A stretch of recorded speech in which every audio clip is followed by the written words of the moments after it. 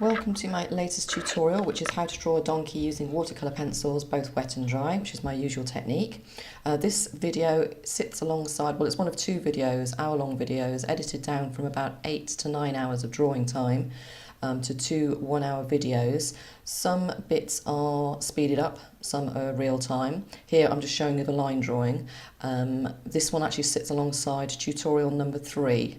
If you're on Patreon, you will have the full downloadable tutorial included on the $10 tier, and this video and the line drawing and reference photo has gone out on the $5 tier, or you can just purchase the actual full downloadable tutorial from my website.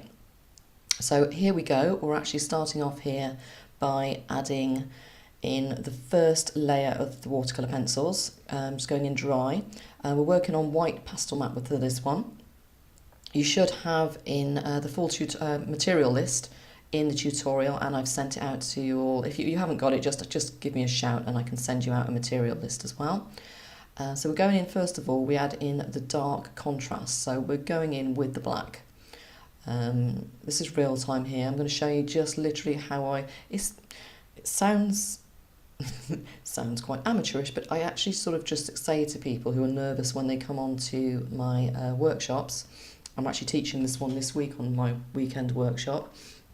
This first stage, just to get you over the fear of, oh, it's watercolour pencils, oh, I haven't used it before, I haven't used Pastelmat before. Just think colour by numbers. You've got your line drawing, so the difficult part of trying to sketch the actual donkey out is all been done for you. You're literally going to be looking at the reference photo, picking out those really dark areas and colouring in. There's no reference at all to any of the fur direction at this point. That comes much later on in the process, when we're on the dry layers, and even then it's not even at the beginning of the first dry layers. So we're literally just building up, starting on the ears. I usually do work all over the whole of the picture with, say, the black first to get my contrast in. And then I select another colour and I work top to bottom in the next colour. And then the next colour, the ones that jump out at me the most. I do have favourite colours that I do work with, which if you've got my other tutorials, you'll notice some of those colours that pop up quite often. So the dark indigo and also Caput Mortem Violet. I use a lot of light flesh, cinnamon, which it's not in this one, but sanguine, burnt ochre, all the greys, some of the light blues, the sky blue and indanthrene blue. But yeah, these are using the Albrecht Durers watercolour pencils by Faber Castell. These are the ones I started out using 5 years ago now, and I use them dry on my portraits, start to finish, on Pastelmat for the first 18 months or so before I actually built up the before I was brave enough to actually add water to them. So I always say as well, less is more with these pencils. The pigment, when you add the water, is so vibrant, but in the tutorial I do say to you, please do try this out first on a test sheet of Pastelmat or whichever paper you're working on. You need to try, it's called from whispering to screaming with your pencils, and literally you start off on one side of the sheet of paper, adding the pigment down. You use a blunt pencil at this point, not a sharp pencil, a blunt pencil. I've used the side of the nib of the pencil so you get more pigment down in one go. But basically you just layer it on one side, apply it on one side as light a pressure as possible. So when I say add light layers, I mean light in pressure, not light in colour, but light pressure layers. So start on one side of the sheet of paper as light as you can possibly get with the pressure that allows you to leave some pigment on the paper, and then as you work your way across to the right if you're right-handed and to the left if you're left-handed, and gradually build the pressure until you're pressing as hard as you possibly can. This will take you from whispering to screaming with the pencils, and then leave one area dry and then do this, repeat the same, and do it with your blacks, your greys, all of your colours that you're going to be using for that portrait. Mix some on top of each other, layer some grey on top of some of the colours, then add water, just simply sweet water from one side to the other. Let the water dissolve the wax binder in the pigment, and then let it dry, and you will see how those pencils are going to work and just how much pressure you need to use to get the pigment down in each area. So I hope I've explained that well. I have put examples in the actual downloadable tutorial for people to try that first. So you can see that I've actually been top to bottom. We speeded it up a bit on the video, applying all of the black. I've gone back in there now, and it's the Caput Mortem Violet we're working top to bottom.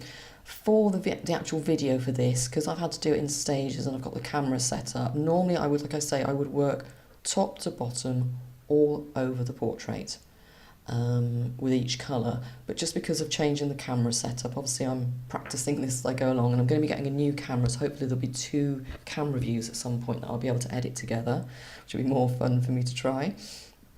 For this one, I'm working on sort of like the top part of the head, so the ears and up around the eyes and down to the top of the muzzle, so sort of about halfway down the front of the face, just so you can see what my process is. It's literally picking out the colours and colouring in those spaces in the line drawing. So working down now with the Caput Mortem Violet. I believe next we go on to using Burnt Ochre, and like I say, we're just plucking out. We've got the darkest areas in. We will go back in and darken those later on, but now it's just looking at that reference photo. Keep flicking your eyes back to that reference photo every few seconds. Don't go and sort of just get carried away colouring what you think is there. Keep looking at your reference photo. That's what it's there for. Artistic license is great further down the line, but just for these basic underlayers, we need to sort of just focus and pluck out the tones and the colours that we can see. Obviously for this tutorial and any of the tutorials that you follow, you get given a materials list. Now the colours that you use are the colours that I see. Obviously in time, I would love to, with practice, see you all plucking out your own colours. Obviously some of them will match, they may all match mine, but we all see differently, we all interpret things differently, and obviously our artistic styles are all different as well. You'll find when I do a workshop, say this weekend, I have 12 people on my workshop this weekend, all drawing this. I will do the line drawing for them, so they've got their basic in place, but as they start to apply the colours, even by sort of stage 2 where these colours are going down, everyone's will begin to look a little different. Everyone uses a slightly different amount of pressure.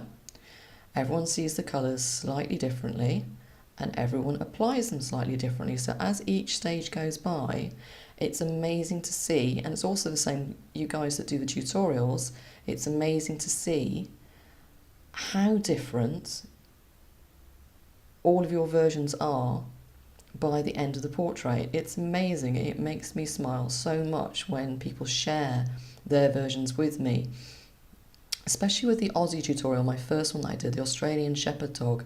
The amount of people that have gone away and didn't have the right pencils, didn't have the right paper, and some of the papers that they've tried it on, and the pencils and materials that they've used, well, the results that they've got is just beyond me how they've achieved it, because obviously working on the Pastelmat, here you see I've just speeded it up again, we're adding the burnt ochre, and I'm working right the way down through and placing the burnt ochre, the Caput Mortem Violet, back in to all those places down the bottom now of the donkey. I've just moved the camera angle, that's all it is.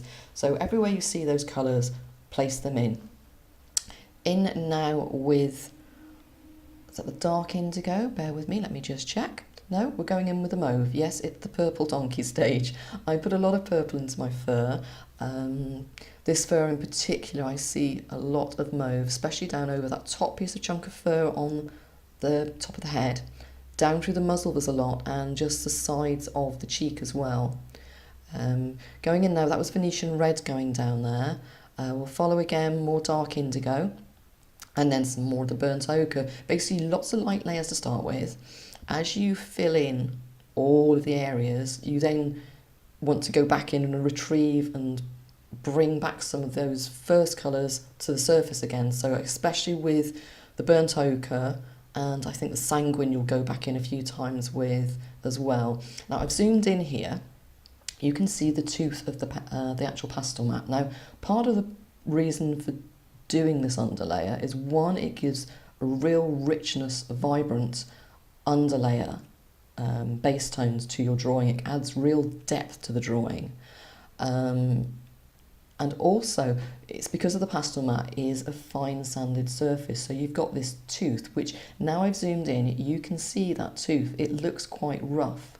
So as you apply the pencil, at the moment it's still sitting on the surface of that tooth. There you go, I've zoomed in a little bit more there. I will zoom in again on a few stages so you can see. I'm just going over the top here with the warm grey. So we're up to about stage 4 at the moment, and this is the colour blocking stage. What happens here, just think about when you're putting, if you've tried watercolours, I've tried watercolours and I end up in a muddy mess. They all look beautiful and then I put them on the paper and I end up, they all mix together and it just looks messy. With this technique, you can place your pigment so accurately, and then when you add the water, you sweep the water on, you don't mix it actually on the paper with the brush or the water, you're doing that now with these pencils. Here with the cream and also with the warm grey, you're going over and burnishing back over the colours. Now you're doing this in areas where you want, say in your palette, you would have mixed a cream or an ivory paint. So this is ivory, this pencil, with a burnt ochre or a sanguine to give you a softer, lighter colour. So by doing this on the paper, you're just doing it like, treating the paper like it's your palette. So when you add the water, the two will blend, and, or three, however many layers of different ones you've got on there. Always think about and remember what colours you've placed underneath. So when you're going to add the water, what's going to happen? This will come from practice. The more you practice with these pencils, the more you will understand which colours need to go down, in which order, how much pressure you need to apply, and what's going to happen then when you add the water to it. It doesn't really matter, to be honest, if you've added too much pigment at this point. If you panic, you can always use a tissue and lift some off whilst it's wet. You can re-wet it and lift some off as well. But with it being on Pastelmat, as long as you're working on the Clairefontaine genuine Pastelmat, this is just the first 3 or 4 layers. You can carry on adding light layers and more pressured layers, 20, 25 layers, especially if you've got a really good quality tooth on the Pastelmat. The Clairefontaine, there are variations in the actual tooth of the Pastelmat. Again, there's going to be variations. I've worked in a paper mill myself. We had levels that we worked between for our quality, a minimum and a maximum's output. So obviously Clairefontaine, there are going to be variations in how much tooth is on that paper. I mean, I've been using it for 5 years now. I've done hundreds, literally hundreds of portraits using this paper, all different colours.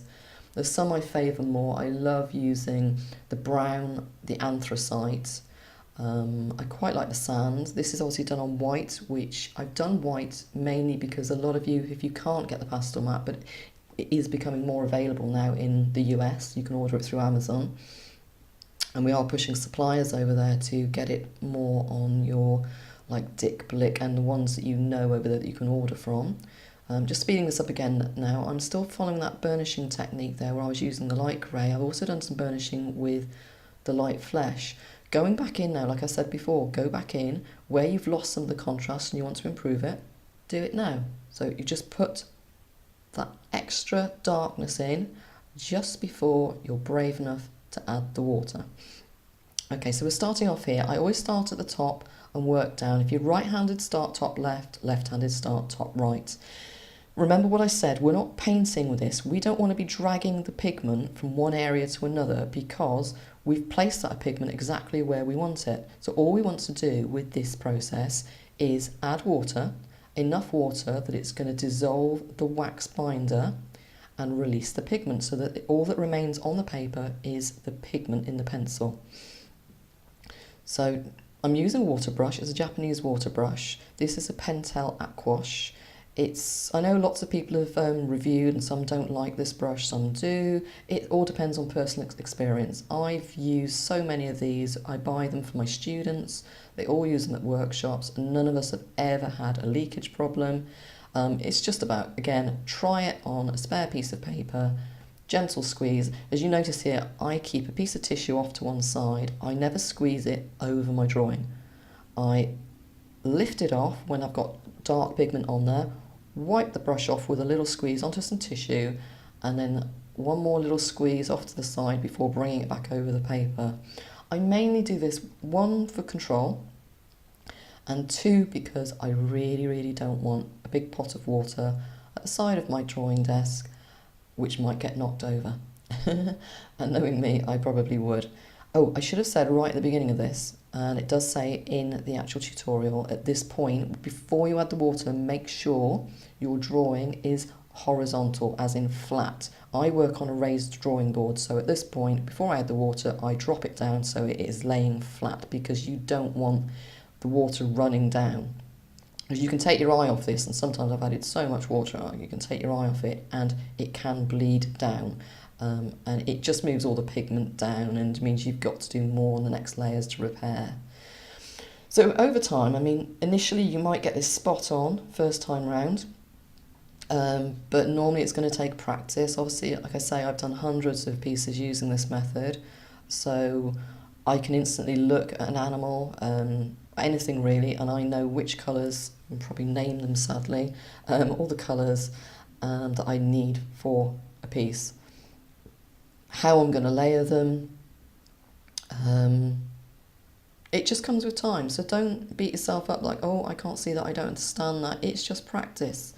I think the results that I'm going to see from you guys, because the tutorial itself this time is 38 pages, I've tried my best to go into as much detail as possible to explain this, so that absolute beginners understand what I'm saying when I explain my process. Obviously, coming on the workshops, you cannot beat coming on a workshop, because I'm there to adjust your pressure, to point things out, to pull you back. You might, when you add this water, you lose all of those original lines that were there, all your guiding lines in the original line drawing. Now, a lot of people panic when I say that, and when we're at the workshops, just before we add the water, I can feel this real tenseness in the room where everyone goes, right, we want to run away now. But then as soon as they add the water and they look at everyone else's around them, excitement takes over, because it's like, wow, look at this coming to life. And I'm hoping to get to the point where I'm brave enough to actually start leaving some portraits at, calling it a finished stage, at the end of this step, because they just look, well, they look like watercolour paintings really. I'd love to just go back in, maybe add a tiny bit of detail back into the eyes and a few whiskers and tweaks, but just leave it as it is, because amounts of clients that have seen me add the water and then go, oh, we thought it was finished, and it's like, no. And if you look at your tutorial, this is step 4, colour blocking. We've just gone into step 5 of adding the water, and we've got such a long way to go. Or you'll just notice there on the right, all I'm using, when I pin my paper to my drawing board, I use the framer's tape, you know, the brown sticky, it's already sticky, it's not the one you add water to make sticky, the what I call parcel tape. This is the brown framer's tape, which you use to seal the back of your pictures. And obviously I've had a little bit of pigment there off to one side I wanted to lift off, so a low tack, again, Scotch tape is a good one, low tack, you just lift the pigment off, lay it down and lift it off. So I've just sped it up there, I've added the rest of the water down, and you'll notice as well I was using my glassine paper all the way through there, just so I'm not smudging the pigment as I go along with my hand. Try and keep your glassine paper in place as much as possible. I've left the eye last just to add a tiny bit of water to. Sometimes I do it first and then it dries. I don't like to do it as I work down, just in case those lines bleed out or inwards.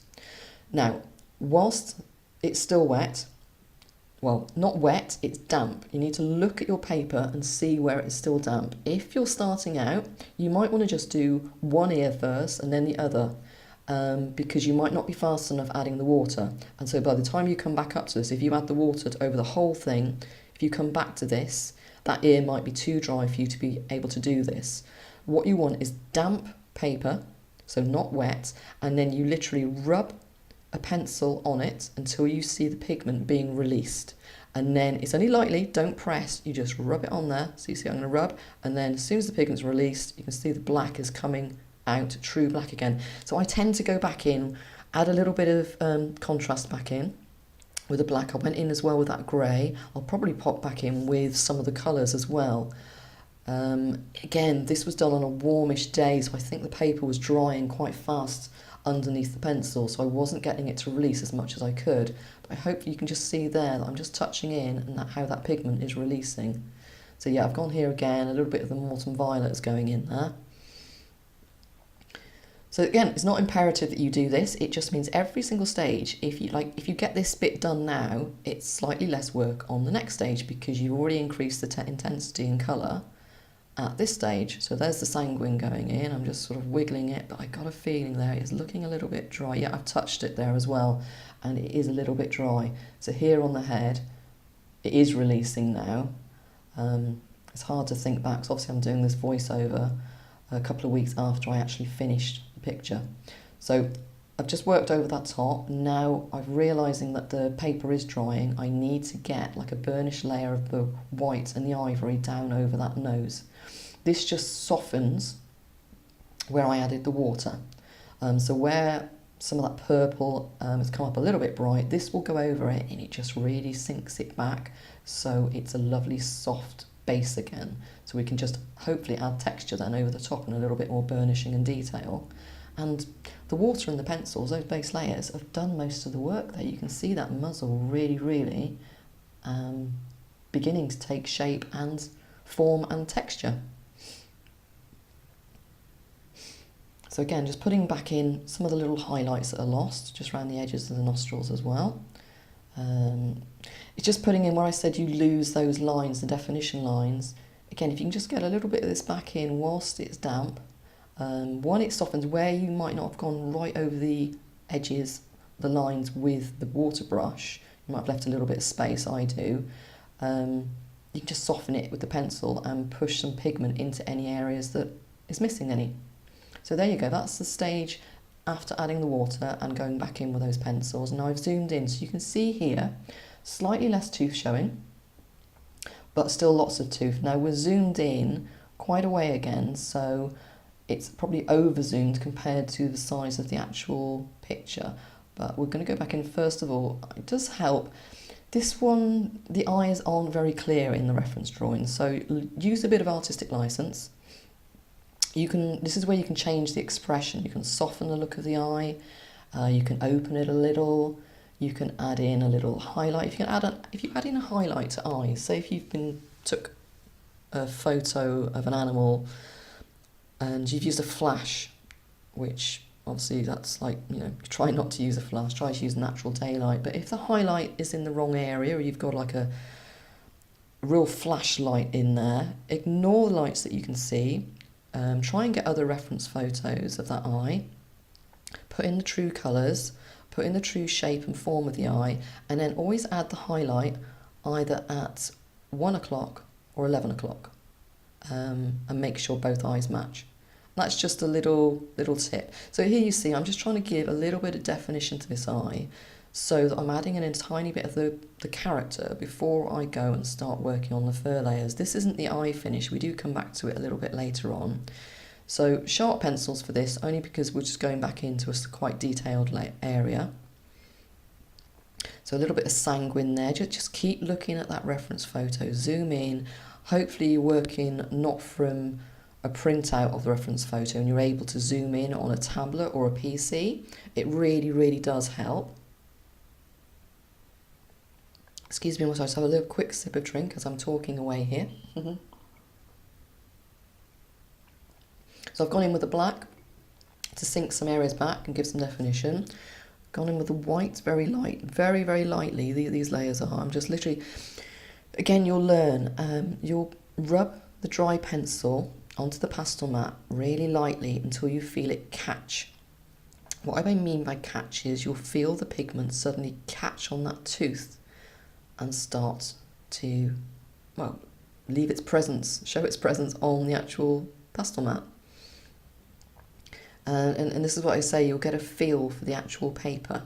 So you'll come into, in time you'll get to learn what my little explanations are. As far as pencils go, I'm self-taught. I taught myself this technique. I didn't watch any videos, I didn't buy any books. I bought tutorials, I never even opened them. This is something I say, I use these pencils, they're just a wax-based pencil with Faber Castell.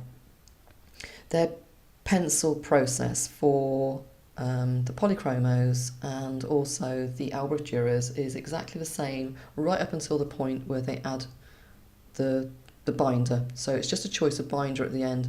This simply has, at the end of the process, a wax-soluble, water-soluble wax binder added. Obviously the polychromos have an oil binder, which you can dissolve using solvents. Back to this again, I'm just using the indigo here. You can see the tooth quite rough there, so you can see this is going to take several layers. What we do is with the light layers of pencil, we build them until that tooth becomes smooth, and then right at the end, that's when we sharpen our pencils up really sharp and we can cut through the layers of the pigment that we've built up. That's the easiest way of explaining why we use this process. You could, if you want, cut out adding the water. You could, if you want as well, on these dry layers, switch if you've got the full range of polychromos or the pencil colours that match this tutorial in polychromos. You can switch and use those if you prefer. It gives a slightly different finish. It's actually how I work nowadays. I put my Faber Castell Albrecht Dürer watercolour base down. Once it's wet and dry, I then choose which pencils I'm going to use to best suit the coloration of the portrait that I'm doing or the texture finish that I need. So I've got Pablos now, the Caran D'Ache Pablos, which have a lovely range of warm and mid browns, and they sit beautifully alongside the Faber Castell range. Now the Faber Castell Albrecht Durers and the polychromos, their palette matches. That's why I bought the polychromos next after using the Albrecht Durers, and also they also match the pastel range. So sometimes I do mix in pastels with this as well. And I can put a pastel base down and then use dry pencils over the top. It really depends on what type of fur I'm drawing and the colours, and sometimes what mood I'm in. Obviously nowadays I am a brand ambassador for Faber Castell as well. It doesn't stop me using other pencils because I create my commission work for clients, so I need to use whatever tools are to hand that best gives me the results needed for their portrait. So here you can just see all I'm doing is lightly, I'm just going over the top of that area there. You'll see as I add a light colour over there, it softens it all. So it'll soften up, and it just creates one more layer of pigment so that then when you add dark on there again next time, it cuts through it, and then you can add light again, so you can go from dark to light to dark to light. And you can keep doing that, building up the pressure with each layer. Like I say, don't worry too much about detail here. All I'm trying to do is just get a bit of shape and definition in around this eye. See, I'm actually scribbling away there, to be honest. It's not really, there's no attention still to any fur texture. It's just colour blocking. So exactly like you place the colours on those first dry layers before adding the water, we're going back in and we're going to be colour blocking for many more layers yet before we start adding in the texture.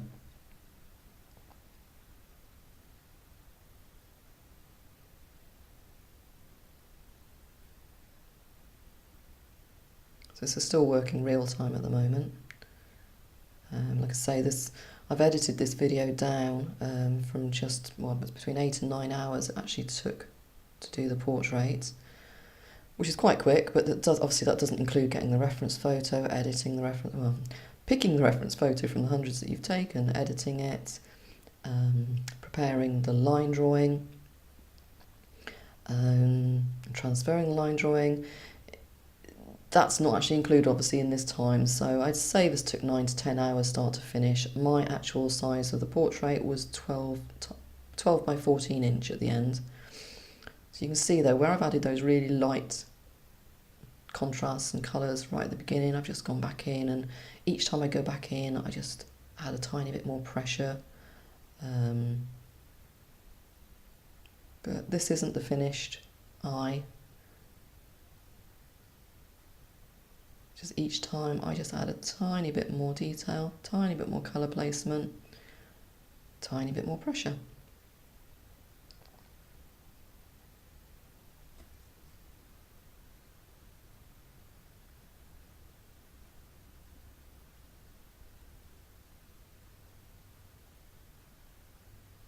The other thing as well, like here with the black, if you squint your eyes at the reference photo, you will instantly see where the darks and the lights are, so the darkest areas and the lightest areas. Another thing that I do recommend that you do, which I mentioned in the tutorial, is to also edit your reference photo. You can put it through, there's lots of free apps out there. I know you can use Photoshop, and I use GIMP, but I also use one called, there's PicMonkey, a lot of people use. I use something called BeFunky. In BeFunky there is a button you can click which is called Beautify, and Beautify basically enhances all the colours and everything in there. I mean, I usually click that and then unclick it because it brings everything out really, really bright, and it almost just sort of confirms in my head that, yep, that's the colours I was seeing. It's just thrown those out at me really bright, so I can just go and work with those now, and I'm confident that those are the ones I see.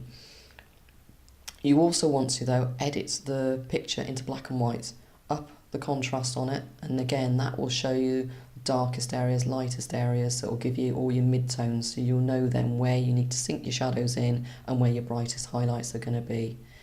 Still just working around this eye. I've zoomed in again there. You can see the tooth is less evident than it was before adding the water. But obviously there's still lots of work to do there. So we're going to start on the proper colour blocking now. We're going to start up on this top left ear. Obviously start top right if you're left-handed. Quick, another sip of drink.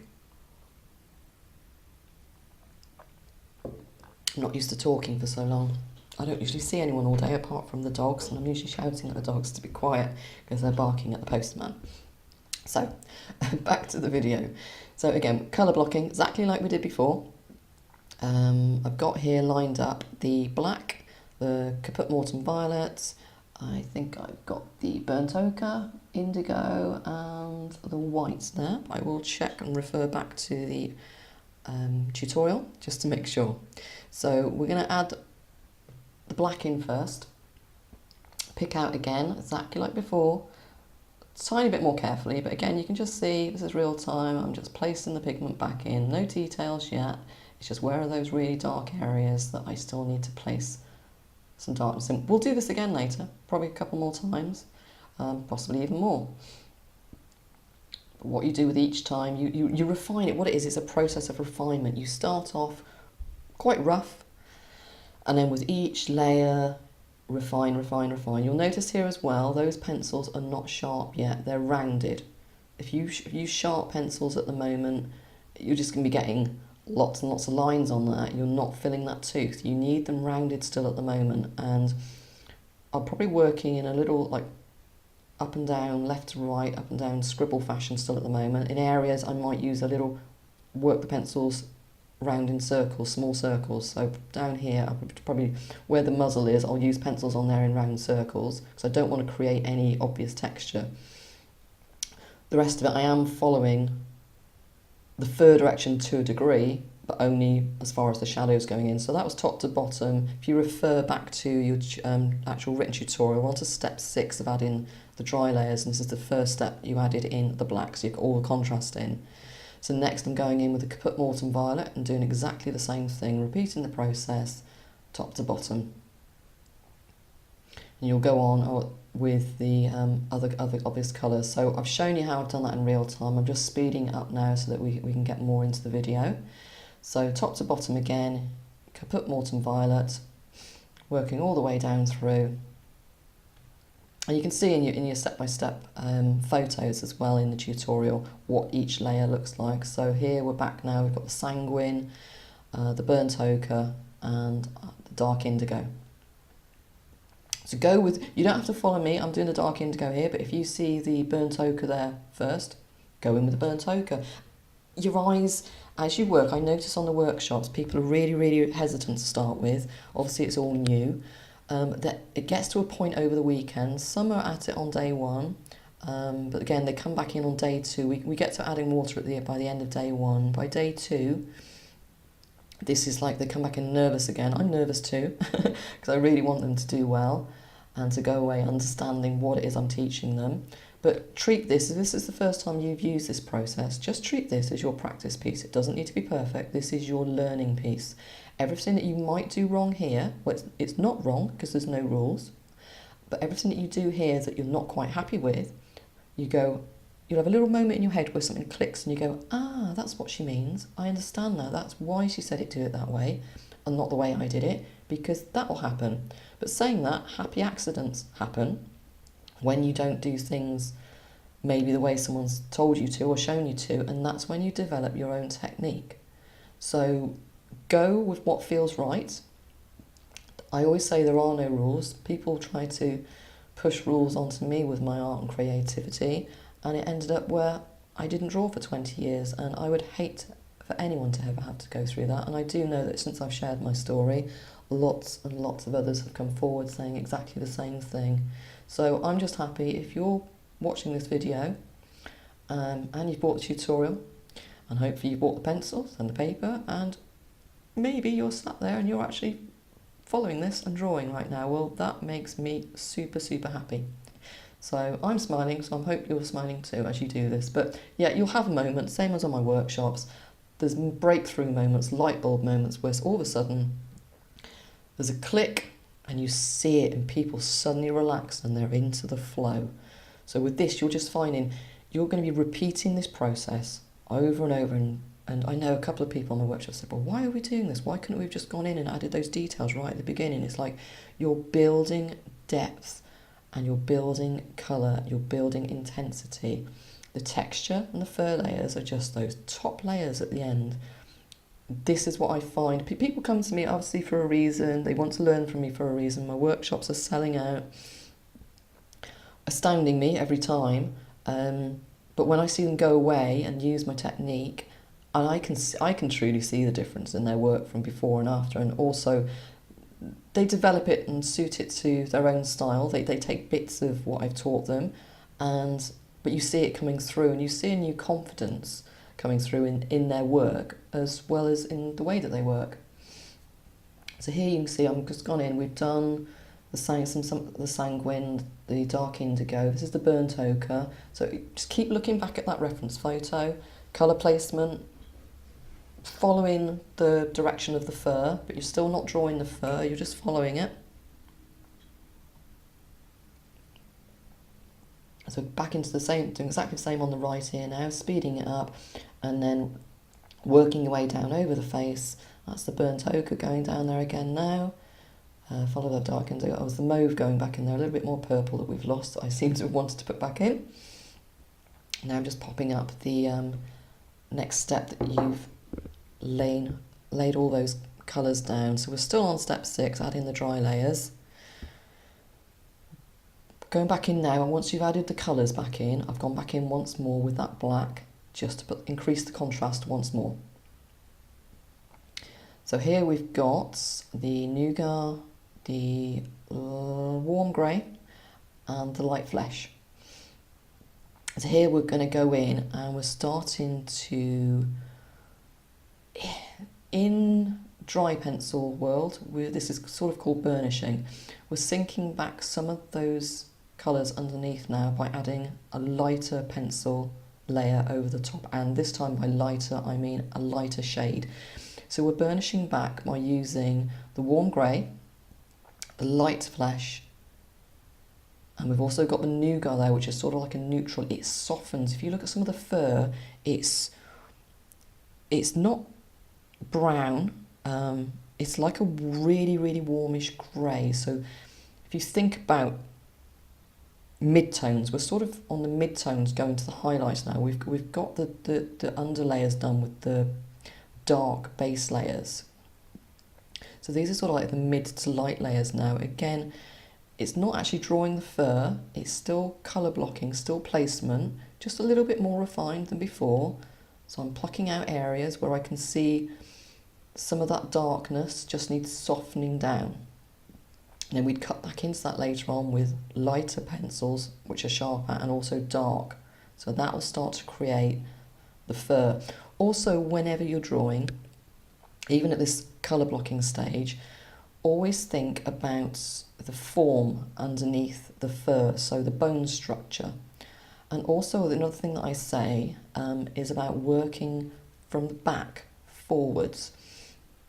You can't draw, say, the eyebrow if you haven't drawn what's behind the eyebrow physically. So if you just think about the shape of the donkey's head, if I drew the eyebrow in now and I haven't actually done that little bit of fur that goes around and sits just above in front of the ear, and if I haven't done the ear fur that sits just behind the brow, then I'm going to be trying to draw in negative and fit that back in. You need to do it in layers, logical layers. You work from the back forwards as exactly as the fur is layered on the animal. You don't try and put the top layer of fur on first and then draw everything in underneath.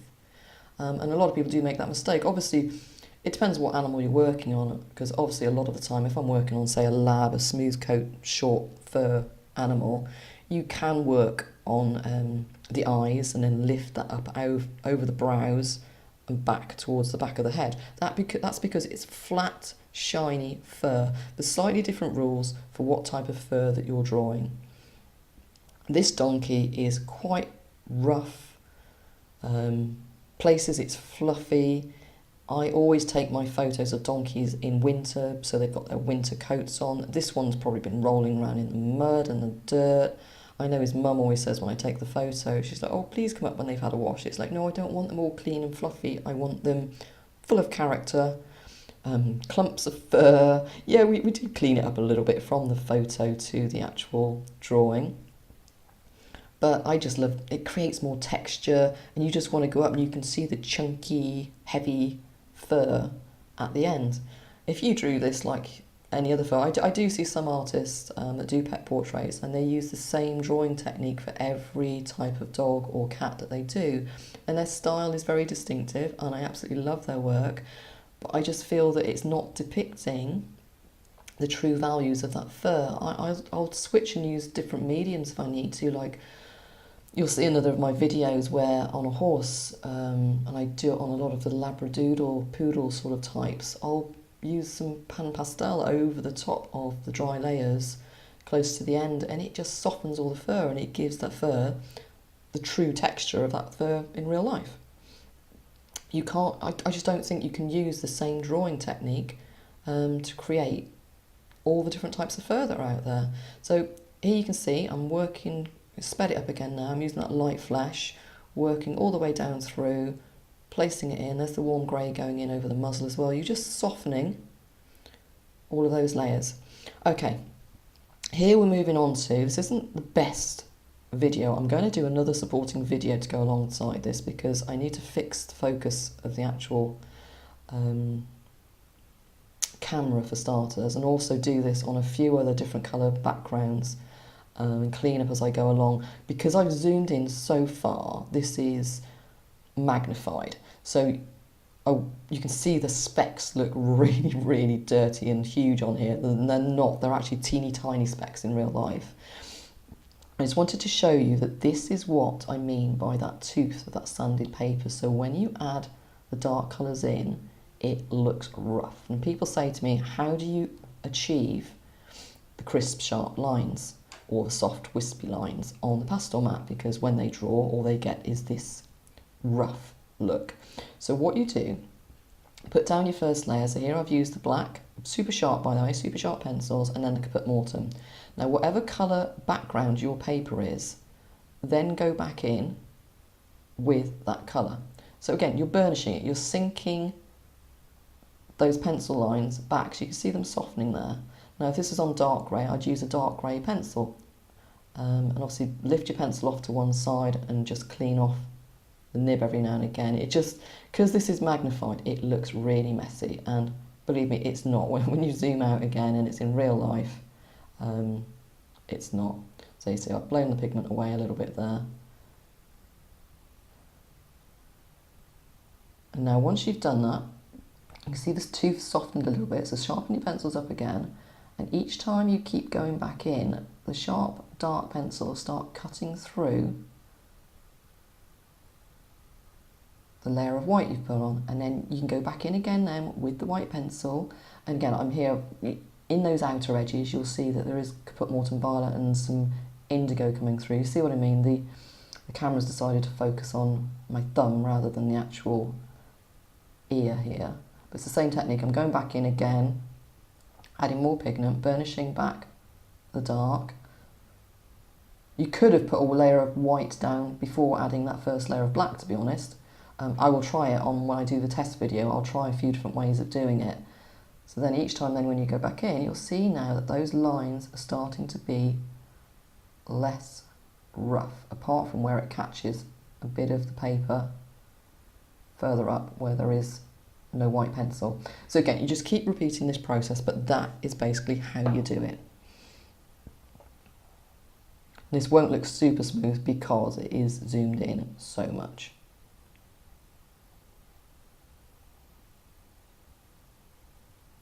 But I will get that little demo video together for you to show me working on, say, like the dark anthracite, probably a mid-range colour as well, and maybe some different, if you look at my spaniel, drawing the black spaniel, the wisps of fur, black fur around the top of his head, that was done on white paper as well.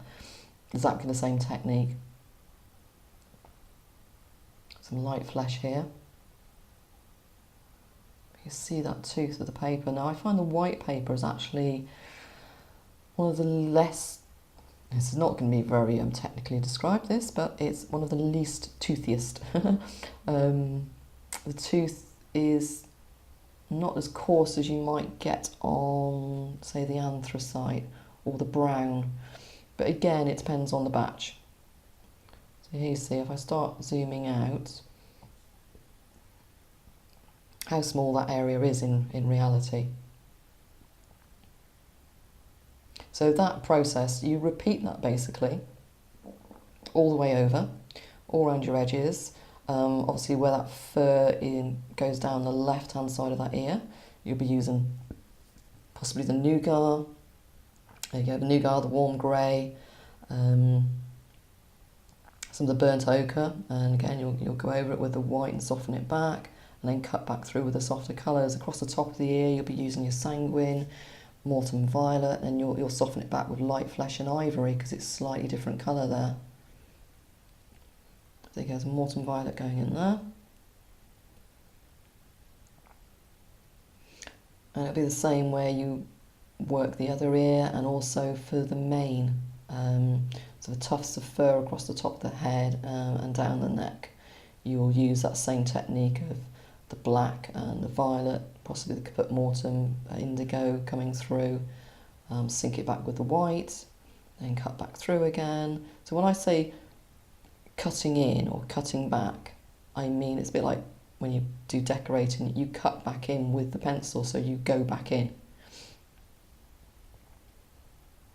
So yeah, same process. I've put down some the violet, and then just sinking it back, so I'm building some more pigment into the tooth, softening the tooth so that when the next layer goes in, it cuts through and it's slightly sharper. And the same down that outer edge. I think maybe this would have been better if my little white pencil was a slightly newer, bigger pencil. I could have held it further back and you could see better. I'll try and remember that for the future videos.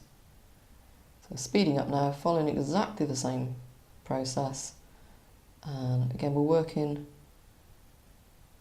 placing back in the pigments. We put some sanguine back in there, and we're working back to front. So we're going in that darkest area, back of the ear, and we're starting to build the fur now, sharpening our pencils as we go. We still do touch-ups at the end, but here I'm cutting in. So I've done the outer ear, going into the shadow, and then I'm going to create that next fold of fur at the front of the ear comes out over the top of that shadow. And then I've slowed it down here because I want to show we've got all of that fur texture in place now. I just want to cut back in with the indigo. I'll probably go back in with the black, and then each time it's slightly less, sharper pencils, more refinement. I'm hoping this is making sense as you work. So you can see that I'm going back, cutting back into the fur. So the fur direction is actually the opposite way. It goes out over the ear, but I'm cutting back in from the dark area. And here, yeah, you see here, cutting back outwards from the shadows.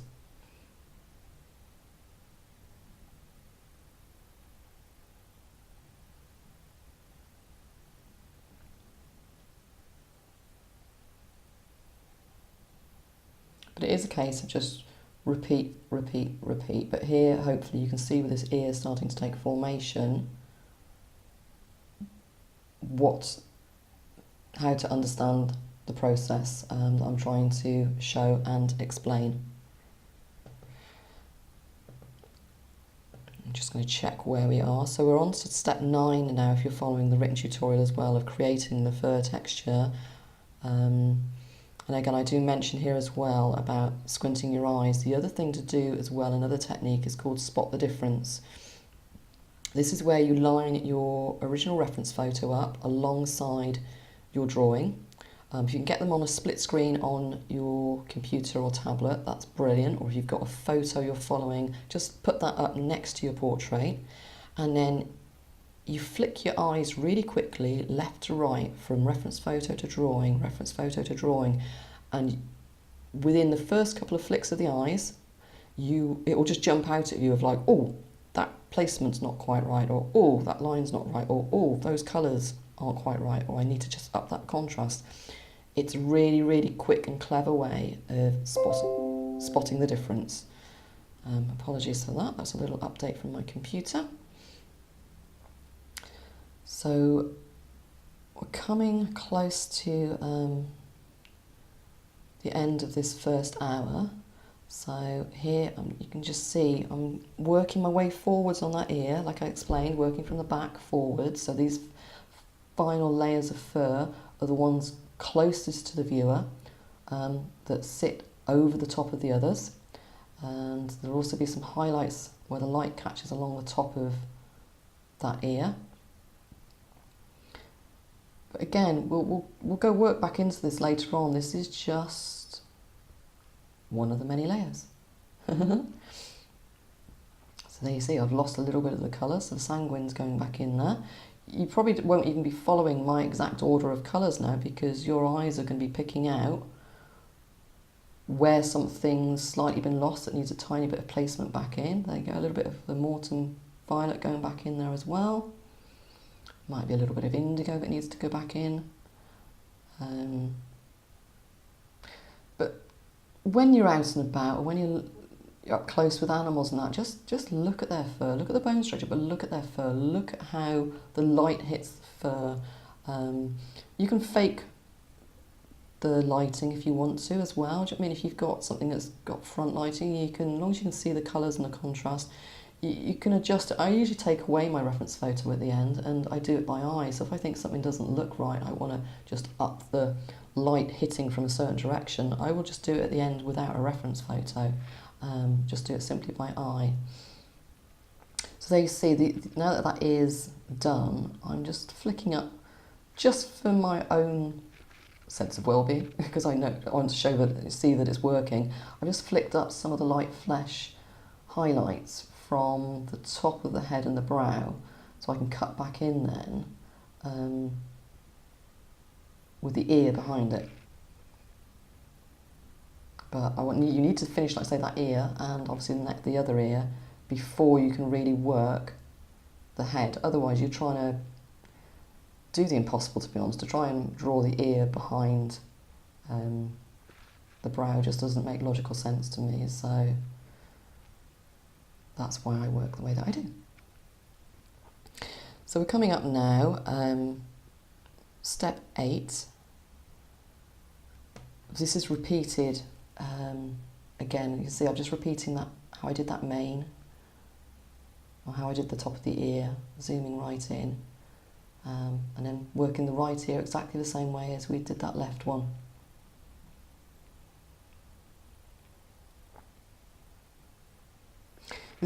For these tutorials as well, I tend to work in a way that I don't normally work when I'm drawing. When I'm drawing, I'm quite painterly, as in my pencils dance across the paper. If I'm in the groove, they can just spot all over the place. If I see a bit of colour missing, I'll just go to that area and work that area. For this, I'm trying to be a lot more logical for you guys that are following. Here you can see I've just flicked back into the eye now. I just want to give the eye a little bit more definition before we carry on. So you can see again now that tooth, quite rough around there, and where we've been working those fur layers across the top, you can see then how much it starts to soften down. Even here, I just go in with this burnt ochre, you can see that tooth starting to smooth out.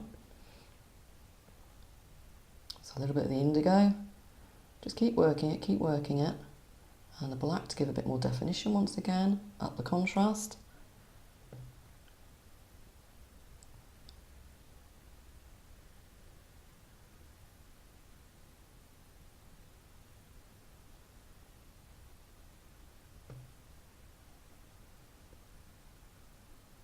So obviously I'm getting this eye right now because we're going to start working down over the brow and the actual head. So if the eye's close to completion now, again it's the deepest set point, and we're working out then to the brow and that part of the lower eyelid, and the nose obviously sits further forward from the eye itself. So again, same process, we're working the darkest area furthest back ahead of the rest. So we're on step 9 now of creating the fur texture, and again, like I say, we're going to be repeating everything that we did on that ear down now over the rest of the donkey.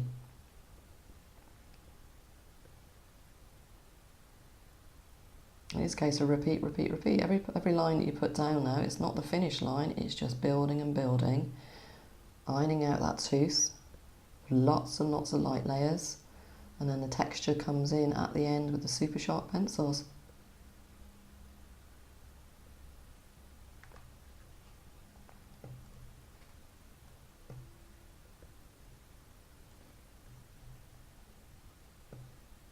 Exactly the same process. Could put Morton Violet, the Sanguine, dark indigo, the black, the white, the ochre. Build and build, light layers, light pressure layers. And with each sweep of the pencil that you work your way around there, it starts to get slightly more refined and more definition.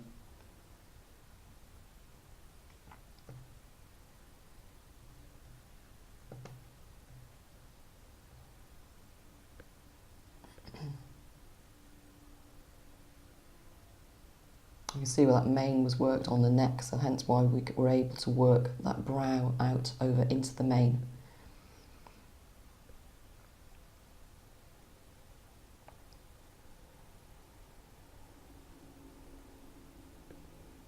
Burnishing it back now, and then we'll be able to cut back through with sharper pencils, placing the colour back in. All looks really soft there at the moment, doesn't it? Quite fuzzy, blurry. But you can still see the tooth, so you know, every time you see the tooth, you know, okay, I've got to do another sweep, another layer, till it softens. Back in with the contrast. So we're coming up now, we're coming up close to the end of this first hour of the video. Hopefully you've got a feel for how to progress now. The second hour, we'll go into refining more and more detail. There'll be lots more repeating of what we do. We'll also go into obviously how to do the muzzle and how to build the texture of the top layers and also using the knife at the end. I did put actually in the written tutorial that you can use a white Pablo at this point, but again, like I explained, you can switch to any dry pencils to do these top layers, but even here you can see all the layers that you've already put down, how easily those light pencils are still going down on that surface. So don't be afraid, don't press too hard early on, because that's when you can flatten that tooth and then your pencils will shine. And also I forgot to say as well, very important, when you've added the wet layers, make sure you allow that pencil, the pigment, to dry overnight. Give it at least 24 hours, otherwise you'll end up with the pencil skidding off the surface. A lot of people get in touch saying, oh, I've added the water and I can't get the pencils to stick now. And it's like, as soon as I ask them, how long did you leave it? They usually say, oh, a couple of hours. And it's like, no, you need to leave it for longer. So again, just slowing this down now as we come to the end of this first hour. So I hope you've enjoyed this video so far. I will get the other video uploaded, so please do look out for video number 2 of how to draw a donkey, tutorial number 3. Like I say, you can actually have access to the full tutorial on the $10 reward tier on my Patreon. But for now, thank you very much for watching.